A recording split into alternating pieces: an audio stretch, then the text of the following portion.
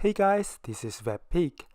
Today I would like to show you my solution for the second problem in 2019 India MO. Let's go through the problem together. First, we consider a regular pentagon and we construct the next pentagon by taking the midpoint of the first one. We continue this process until we get 11 pentagons. After that, we color all the vertices into red or blue, and the claim is that there exist 4 concyclic vertices having the same color.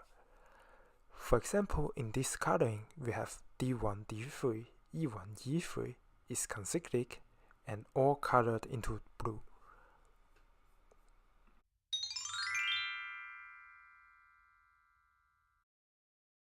The very first thing we want to figure out is which vertices are concyclic.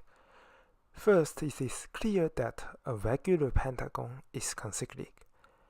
So if any of these 11 pentagons have 4 vertices of the same color, then we are done. And indeed, this rules out a lot of possibilities. And the only case left is that for any of these regular pentagons, 3 vertices is in one color and the other 2 is in a different color. So more precisely, either 3 vertices is red and 2 vertices are blue, or the second case is 3 vertices are blue and 2 vertices are red. So let's call the first case that the pentagon is red dominated, and respectively the second case as the pentagon is blue dominated. Now let's look at the vertices on different pentagons. For instance, if we focus on the first and the third pentagon, we immediately remark that their sides are parallel to each other. In particular, if we look at A1, A3, B1, D3, this forms an isosceles trapezoid, which is concyclic. This indeed gives us a lot of cyclic quadrilaterals, which allows us to conclude.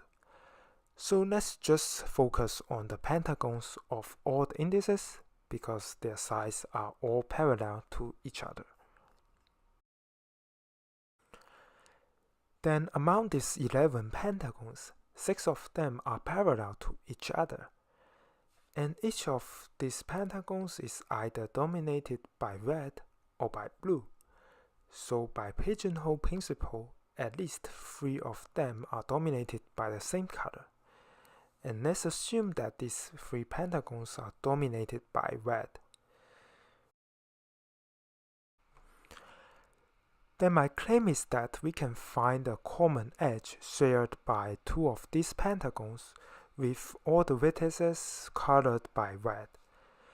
This implies that we can find a red isosceles trapezoid, which allows us to conclude.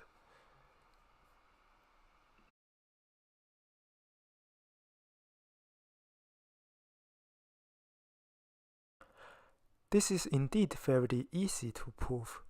So let's look at the first pentagon. We assume that A1, B1, C1 are colored into red.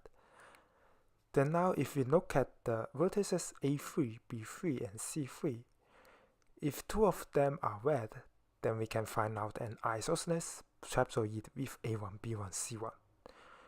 And the same thing happens for A5, B5, C5. So the only case left is that only one of these A, B, C vertices is red. And on the other hand, these pentagons are all red dominated. So we must have that D3, E3 and D5, E5 being red. Otherwise, we do not have enough red vertices in one pentagon. So this gives us the desired isosceles trapezoid in both cases, which finishes our proof.